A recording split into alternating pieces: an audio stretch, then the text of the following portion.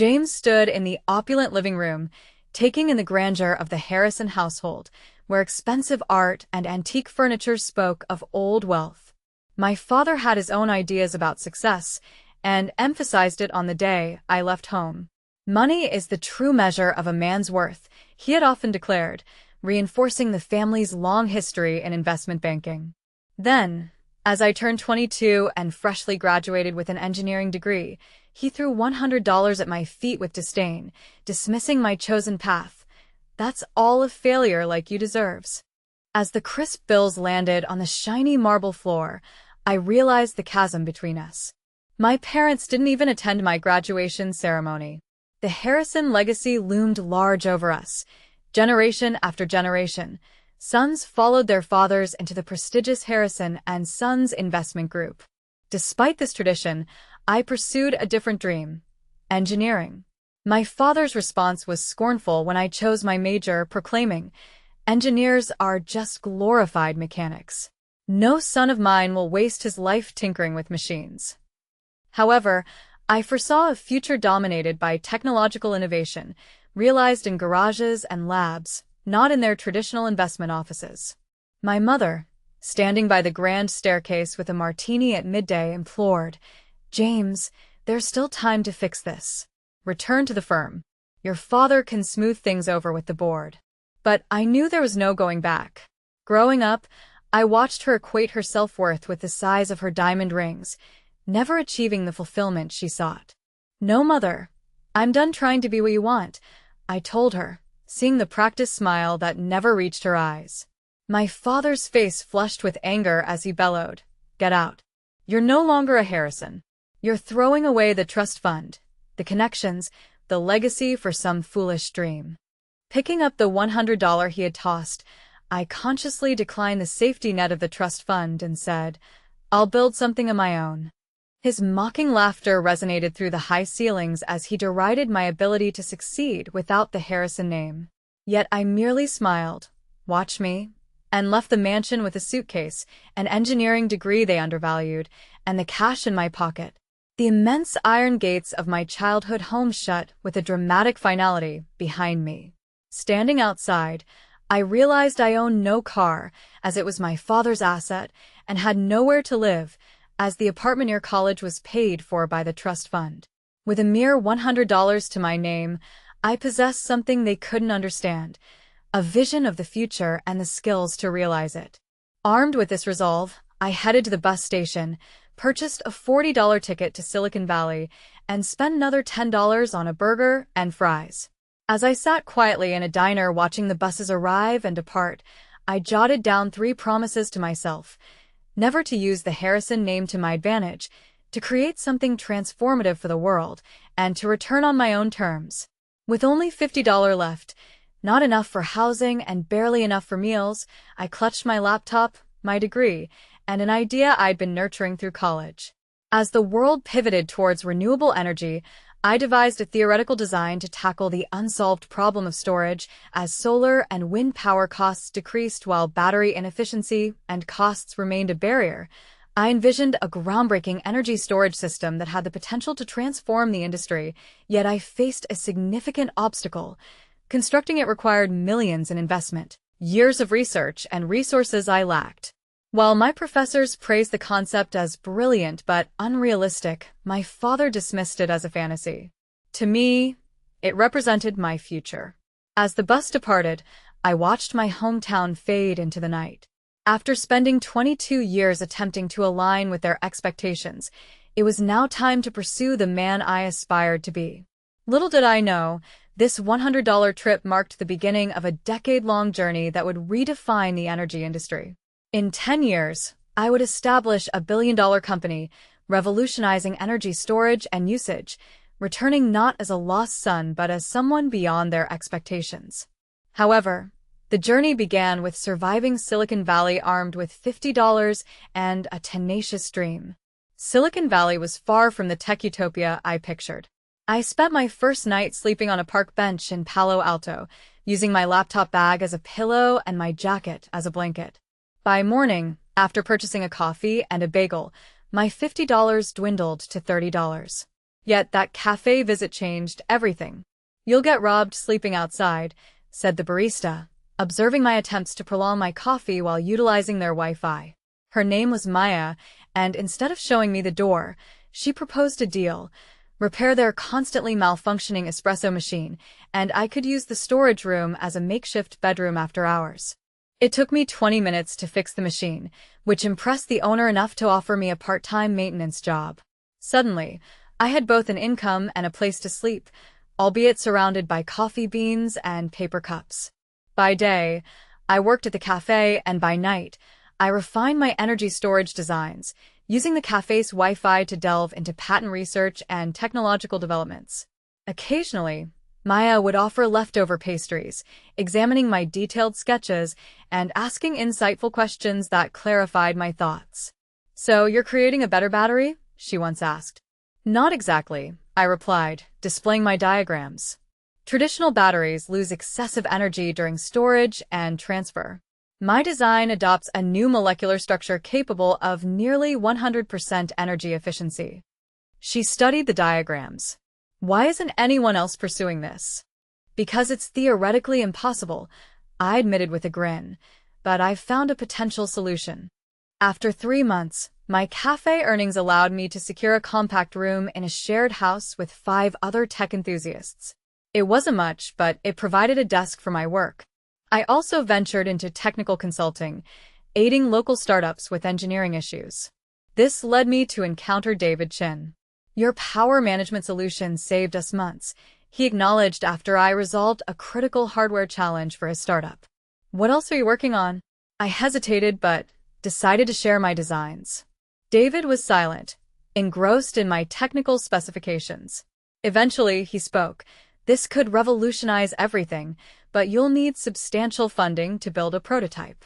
I was aware, though I never disclosed my family's wealth or the trust fund I renounced. "I'm working on it," was my simpler reply. David became more than a client. He introduced me to Dr. Sarah Wong, a leading molecular engineering expert at Stanford. She rigorously evaluated my designs for 6 hours, probing for flaws. "It's ambitious," she finally remarked. "Perhaps impossible. Yet, if successful."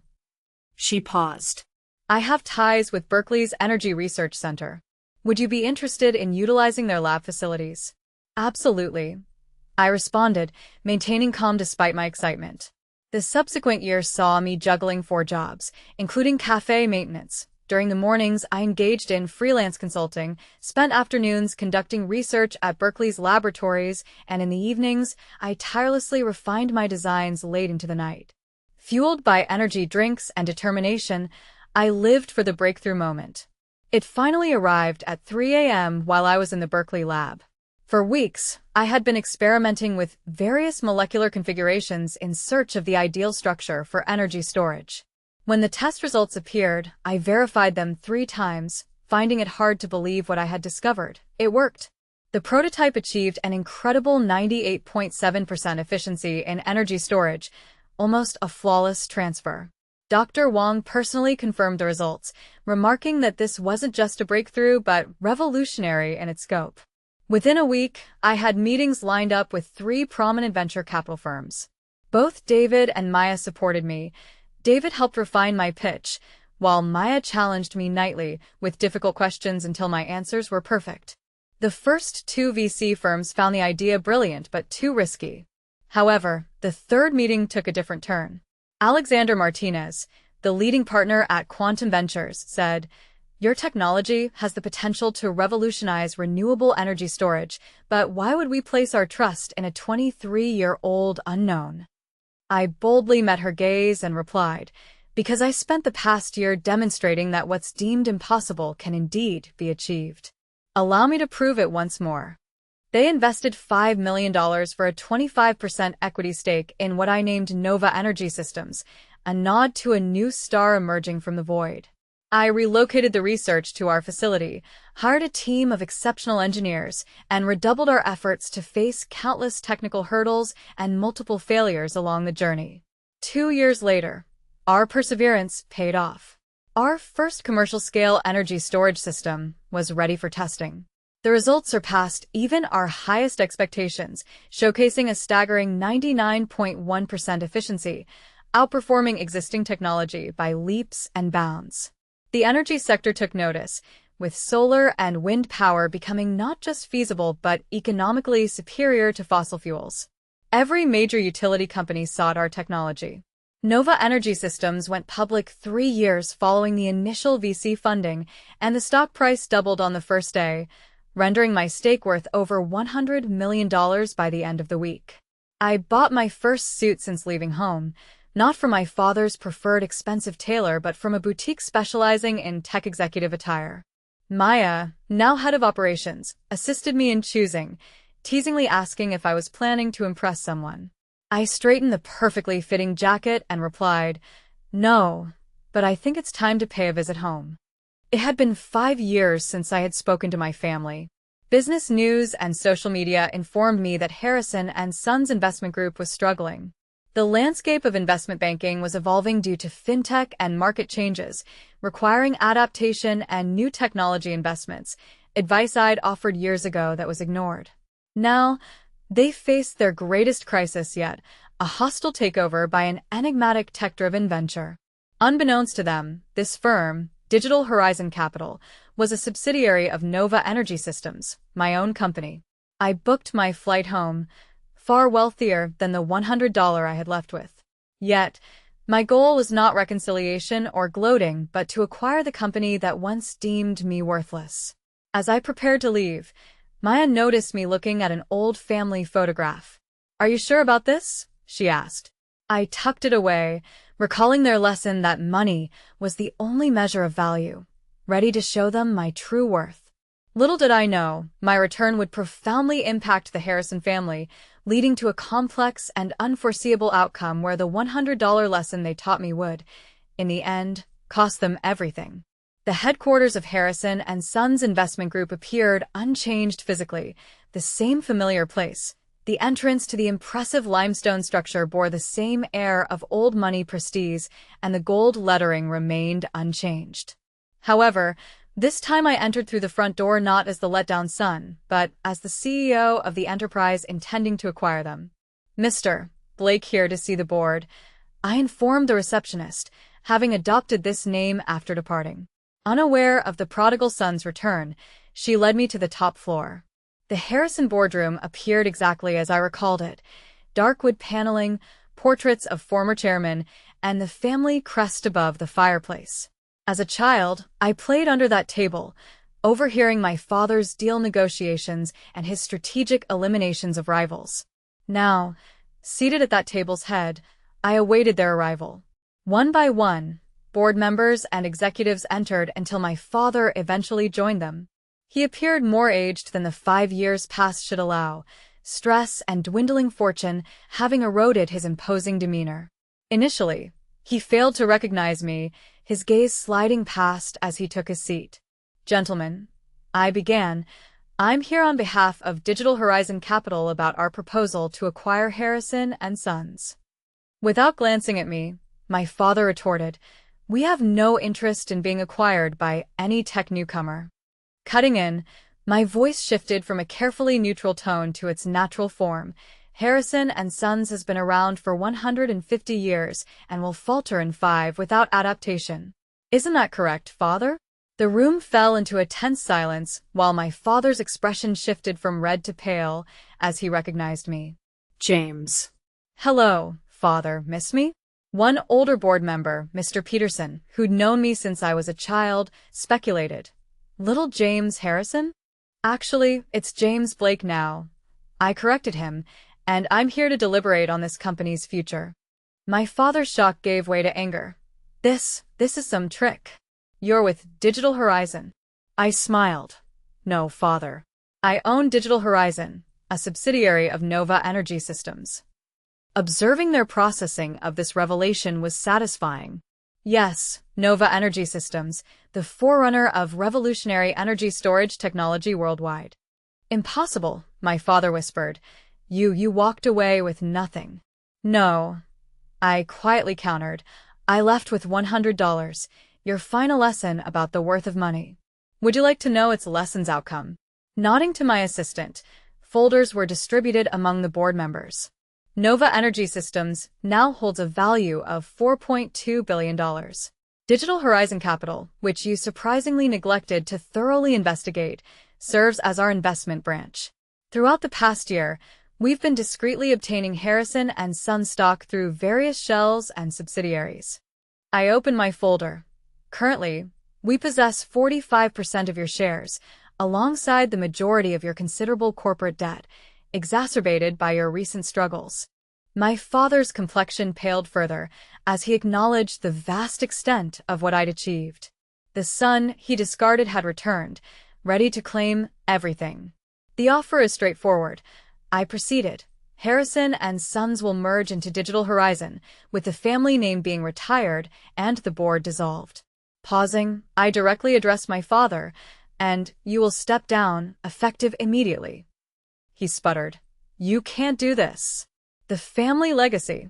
The family legacy is dying. I sharply interrupted. Your investment strategies are outdated.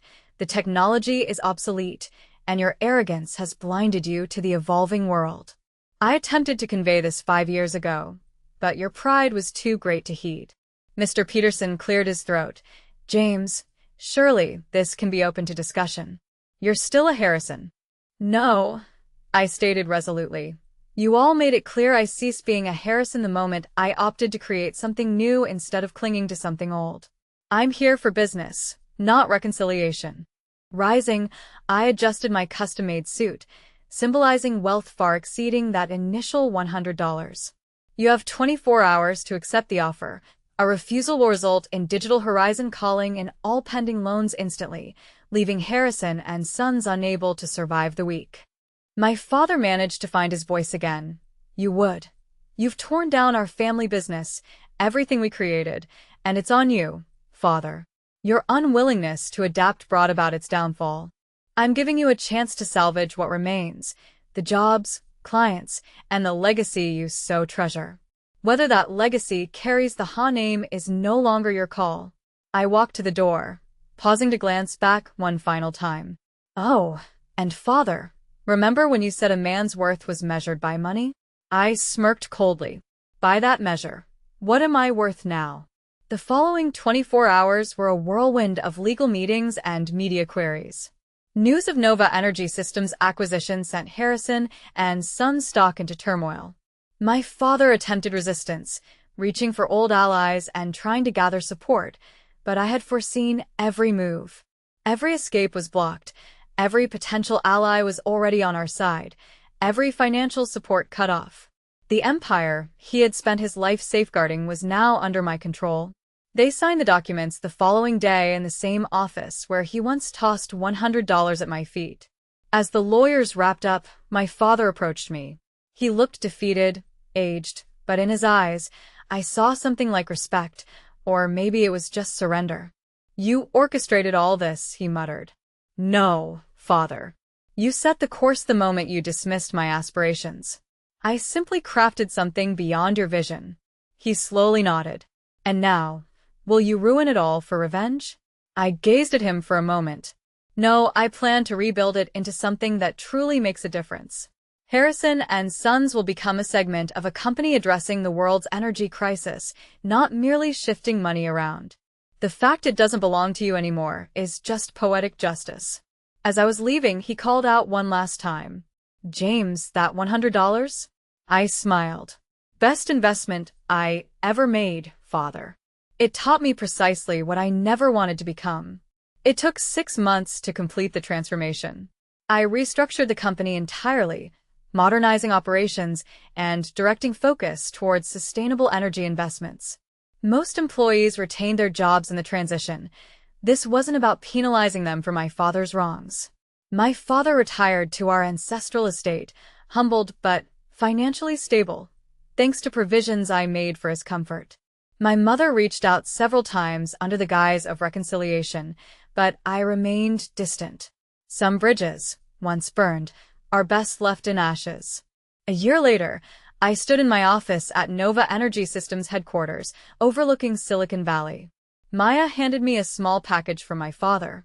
Inside was the same $100 he'd once thrown at me 5 years ago, which I had left on his desk after the takeover. With it was a note. "You are worth more than I realized." I took those bills to the cafe where my journey had begun. The barista who once gave me refuge was now a senior executive in my firm, yet the cafe's coffee remained unmatched in Palo Alto. I left the $100 as a tip. Some might see it as petty, assuming my success was aimed at taking over my father's company for revenge. It wasn't. Sometimes, to fix a broken legacy, you need to tear it down and reconstruct something better. Money may not buy happiness, but $100 taught me something priceless. The real worth of a person isn't tied to their wealth or family heritage. It's in what they choose to build from what they have. I created an empire and did it not for the Harrison name, but despite it. The $100 which I left with afforded me something invaluable, the freedom to become who I was destined to be. The millions I came back with only proved I was right all along, and that's worth more than any family inheritance.